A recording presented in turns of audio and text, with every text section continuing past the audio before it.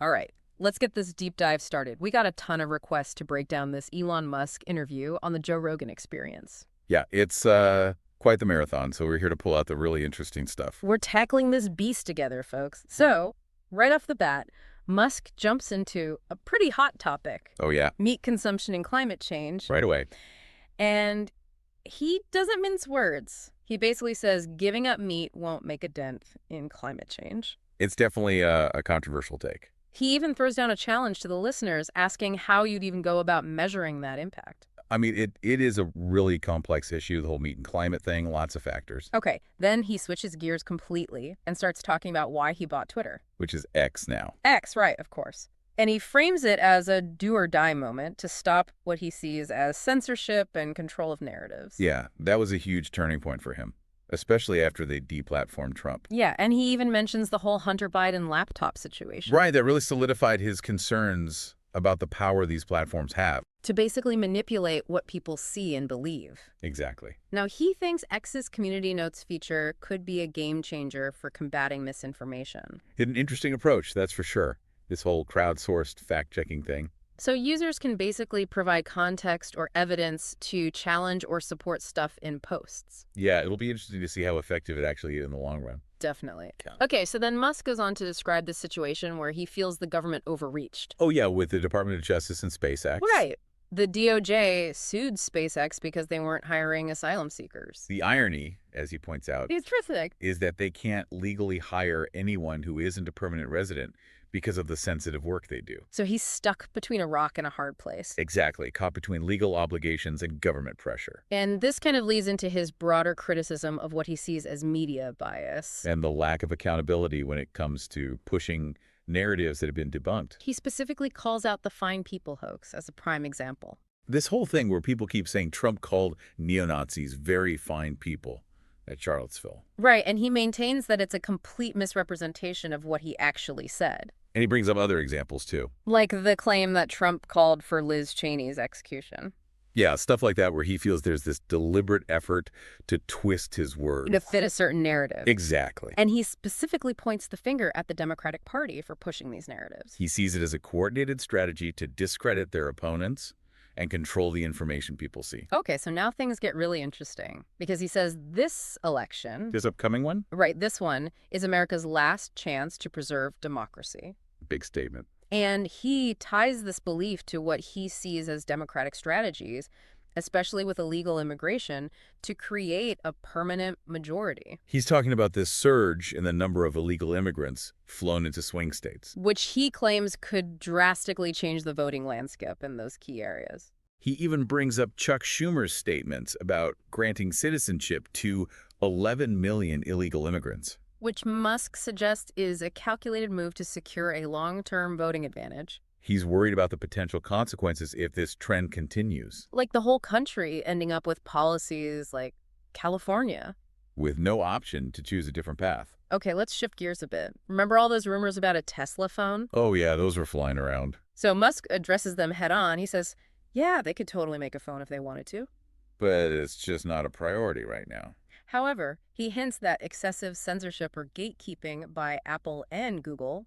That could change things. Yeah, he even talks about his own struggles switching from Apple to Android. And the challenges of escaping what he calls the Apple walled garden. So he's definitely thinking about it. Definitely keeping his options open. All right, let's talk about Grok, X's new AI chatbot.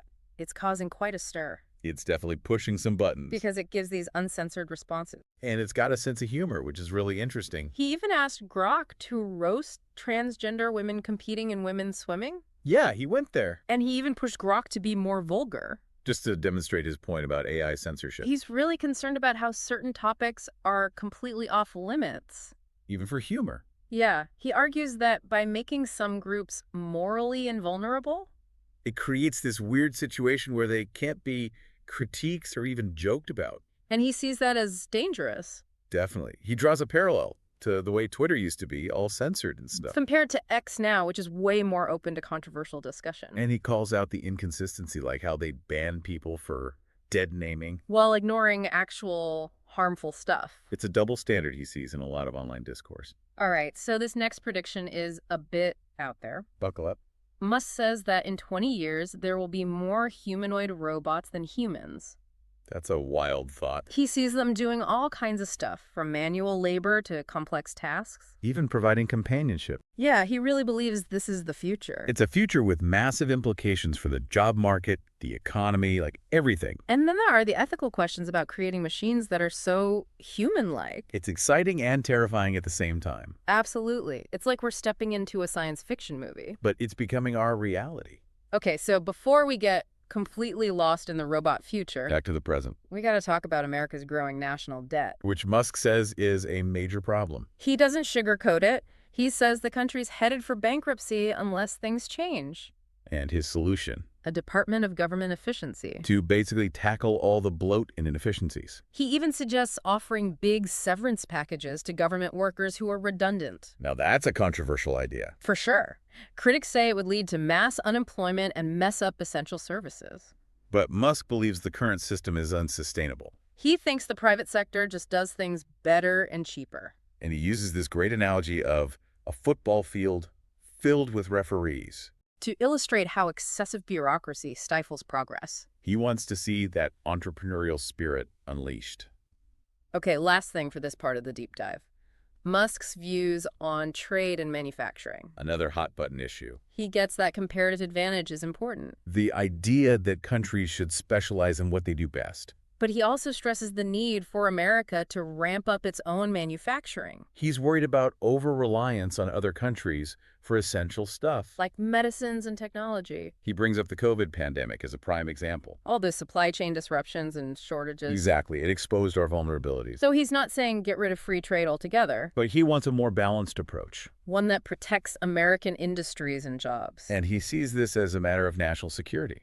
So there you had it. A whirlwind tour of part one. Elon Musk unfiltered and, as always, thought-provoking. Whether you love him or hate him, he definitely gets you thinking.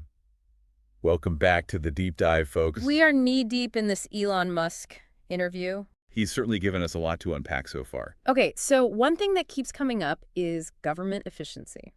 Especially in relation to this whole national debt thing. Yeah, it's like a ticking time bomb, according to Musk. He's really concerned about it. And his solution? He calls it a Department of Government Efficiency. A whole new department. Pretty radical idea. To basically clean house, cut waste, Streamline everything. And a lot of people are pushing back. Like, how would this even work? And wouldn't it disrupt essential services? Yeah, there are a lot of valid criticisms.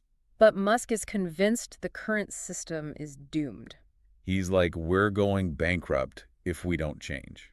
And he really thinks the private sector is the answer.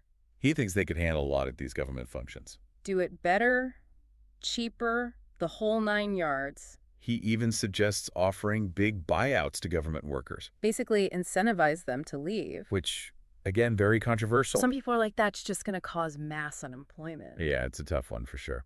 But Musk uses this analogy.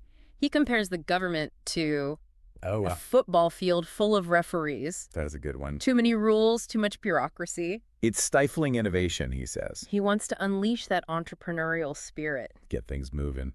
Okay, another interesting area he talks about is trade and manufacturing. Which, as you know, Always a hot topic. people have strong opinions about this stuff. And Musk acknowledges that comparative advantage makes sense. Countries specializing in what they're good at. Right.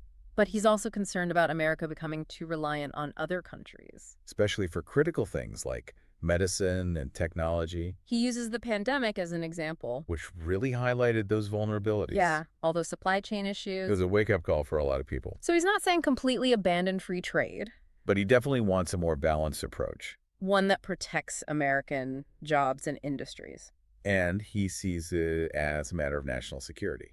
Being able to take care of ourselves. Okay, now zooming out a bit. There's this overarching theme throughout the interview. Like a thread running through it all. Musk's deep skepticism of institutions and power structures. Government, media, big tech. He's constantly questioning their motives and influence. And he's worried about the impact on individual freedom.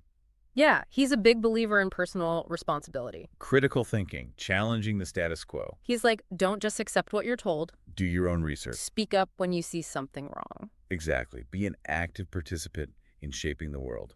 And this leads into his view of the upcoming election. Which he frames as a really crucial decision point for America. He sees it as a choice between two very different paths, One toward individual freedom. and the other toward more government control.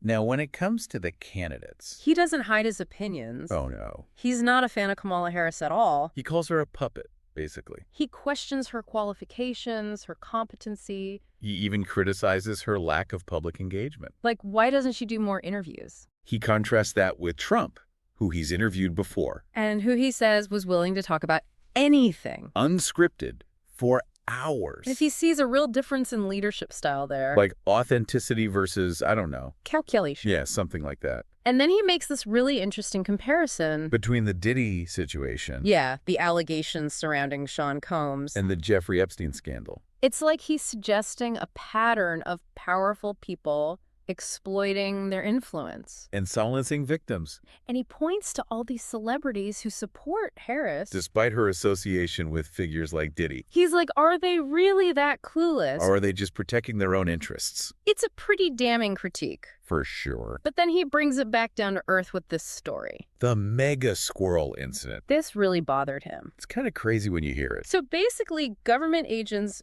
raided this guy's house, And took his pet squirrel. which they later euthanized. Over what? I don't even know, some minor infraction. It just seems so absurd to him. This poor squirrel. He compares it to the movie John Wick. You know, where they kill the dog? It's like, what are we doing here? Why are we wasting resources on this? And he sees it as a symptom of a bigger problem. Government overreach, erosion of individual rights. He's like, we need to be vigilant. Protect our freedoms. Hold those in power accountable. Now let's circle back to those robots. The humanoid ones that are going to take over the world. Well, maybe not take over, But Musk thinks they'll outnumber us in 20 years. which is a mind-boggling thought.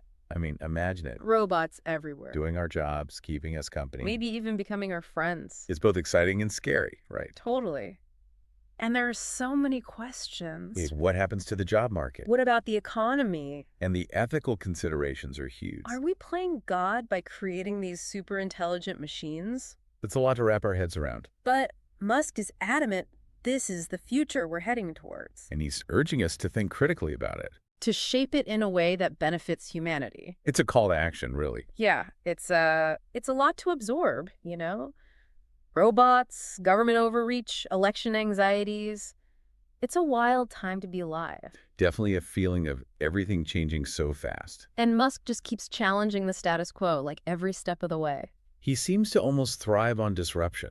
And to be fair, he does make you think differently. So let's circle back to that idea he brought up about creating a whole new Department of Government Efficiency. It's basically his answer to America's, well, Spiraling national debt. yeah, he's talking about a complete overhaul. Not just tweaking things here and there. Total restructuring of how the government works. But naturally, a ton of people are saying it's just not feasible. We're like, this would be chaos. Essential services would collapse. And to be fair, those are valid concerns. But Musk is like, look, the system is broken. We're on a collision course with disaster if we don't change. And he keeps coming back to this idea that the private sector just does things better. More efficiently, less waste. And this whole thing about offering buyouts to government workers. To incentivize them to leave. Again, really controversial. Some people see it as cruel, potentially devastating. And others are like, well, maybe it's time for some tough choices. It's a tough one to grapple with, that's for sure. But Musk is all about shaking things up. He's not afraid of ruffling feathers. All right, one last thing I wanted to touch on. Before we wrap this whole thing up. His views on tariffs. Which, A really contentious issue. people get fired up about trade. And Musk actually presents a pretty balanced view. He gets the whole comparative advantage thing. You know, each country focusing on what it's good at. But he also stresses that America can't become too dependent on others. Especially for vital things like medicine and tech. And he brings up COVID again. Which really exposed the fragility of global supply chains. So he's not advocating for total isolationism or anything. But a more strategic approach? One that safeguards American jobs and industries. And ensures that we can handle ourselves in a crisis. Well, I think it's safe to say we've covered a lot of ground here. From AI and robots to elections and the future of democracy. And through it all, Musk is consistently Provocative. challenging. And whether you love him or hate him. He definitely makes you think. And that's really what we hope we've achieved with this deep dive. To get you thinking critically. Questioning assumptions. And maybe even seeing the world in a new light. So, as always, We want to hear from you. What stuck with you? What surprised you? What are you thinking about now? Let us know, and until next time, keep diving deep.